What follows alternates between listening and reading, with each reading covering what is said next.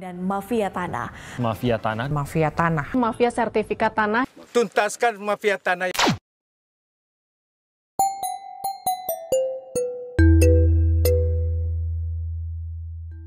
Mafia tanah, sebuah istilah yang tak lagi asing di telinga kita. Kita sering mendengarnya di berita, membaca ulasannya di media sosial, atau bahkan mengenal seseorang yang menjadi korban. Tapi, apa sebenarnya yang dimaksud dengan mafia tanah?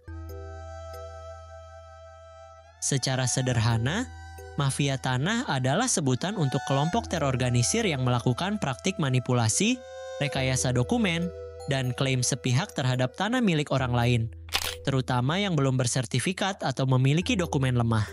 Mereka memanfaatkan celah hukum dan kurangnya literasi masyarakat soal kepemilikan tanah yang sah. Kasus yang masih hangat di ingatan kita adalah kasus Mbah Tupon, seorang warga lansia dari Desa Ngentak, Kecamatan Bangunjiwo, Kabupaten Bantul, Yogyakarta. Tanpa pernah tahu menahu, tanah miliknya seluas 1.655 meter persegi tiba-tiba dijadikan agunan pinjaman bank senilai 1,5 miliar rupiah oleh seorang bernama Muhammad Ahmadi. Untungnya, berkat viralnya kasus ini di media sosial dan dukungan publik, proses lelang bisa dibatalkan.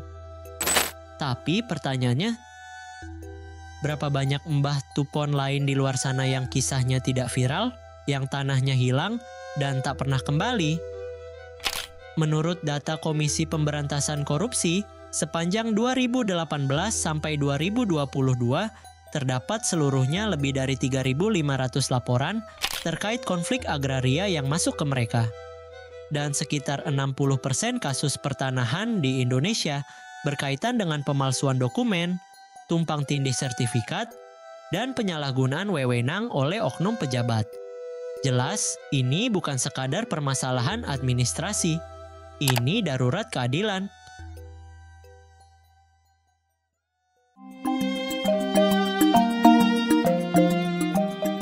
Mari kita bicara solusi. Salah satu sistem teknologi yang digadang-gadang mampu menjadi jawaban untuk memberantas mafia tanah adalah blockchain. Tapi sebelum masuk ke solusi, kita perlu tahu dulu, apa itu blockchain? Blockchain adalah sebuah sistem database digital terdesentralisasi yang menyimpan data dalam blok-blok yang saling terhubung secara kriptografis. Setiap data yang masuk ke dalam blockchain tidak bisa diubah, terverifikasi secara otomatis, dan transparan karena seluruh pihak yang berwenang bisa melihat histori transaksi secara real-time. Keuntungan utama sistem ini adalah tidak bisa dimanipulasi, otomatis, terdokumentasi, aman dari duplikasi atau pemalsuan, transparan, dan akuntabel. Namun, dari segala keuntungan yang ada, tujuan besarnya jelas ada satu, yaitu memberantas korupsi di bidang pertanahan. Sudah banyak negara yang mulai menerapkan teknologi ini dalam pengelolaan aset dan pertanahan.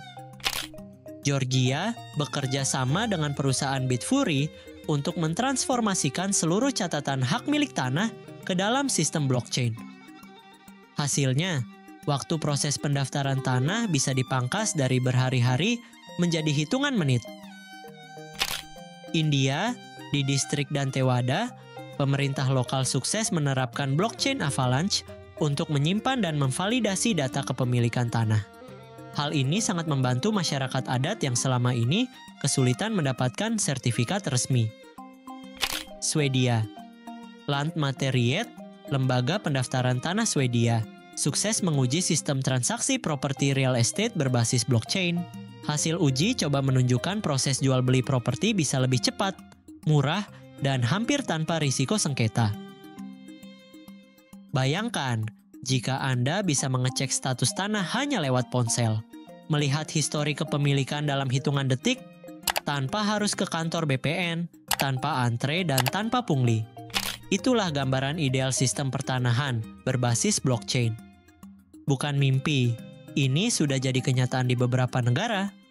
Akses data yang terbuka dan cepat. Di Estonia, blockchain digunakan untuk menyimpan berbagai data pemerintah termasuk pertanahan. Warga bisa mengecek status kepemilikan, luas tanah, dan transaksi sebelumnya secara real-time hanya dengan koneksi internet. Ini meminimalisasi praktik jual beli ilegal karena semua histori tanah tercatat dan tidak bisa diubah. Pencegahan pemalsuan dokumen. Di Georgia, lebih dari 2 juta catatan pertanahan telah dimasukkan ke dalam sistem blockchain sejak 2016. Negara ini melaporkan bahwa tidak ada lagi kasus pemalsuan dokumen pada catatan tanah yang sudah terekam di blockchain. Selain itu, biaya administratif pun berkurang secara signifikan, hingga 90% lebih murah dibanding metode tradisional. Eliminasi calo dan perantara ilegal. Sistem blockchain bersifat peer-to-peer, artinya proses transaksi bisa langsung terjadi antara pembeli dan penjual, tanpa perantara seperti calo atau notaris yang berpotensi melakukan manipulasi. Dengan smart contract, semua syarat transaksi diproses otomatis. Misalnya, jika uang diterima, maka sertifikat berpindah nama. Semuanya terjadi dengan sistem, bukan dengan manusia. Pengawasan pemerintah lebih akurat.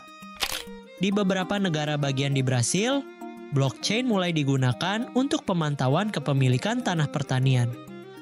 Pemerintah dapat secara langsung melacak siapa pemilik lahan, apa penggunaannya, dan apakah ada konflik, semuanya secara terpusat, transparan, dan aman.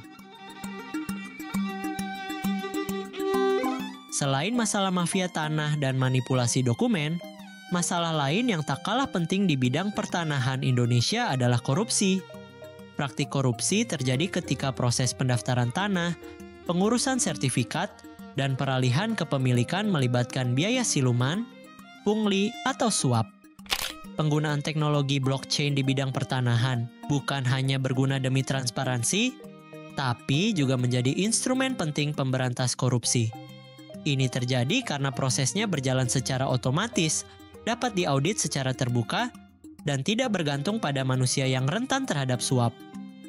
Kalau diterapkan secara luas, blockchain dapat menjadi perisai yang melindungi kepemilikan tanah rakyat dan menyelamatkan uang negara dari praktik korupsi. Perjalanan membangun sistem pertanahan berbasis blockchain akan panjang.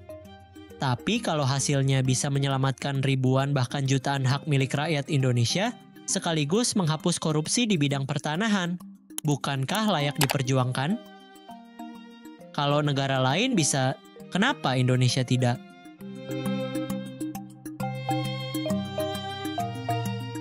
Video ini dibuat untuk memenuhi tugas mata kuliah Etika dan Anti Korupsi Fakultas Ilmu Administrasi Universitas Indonesia.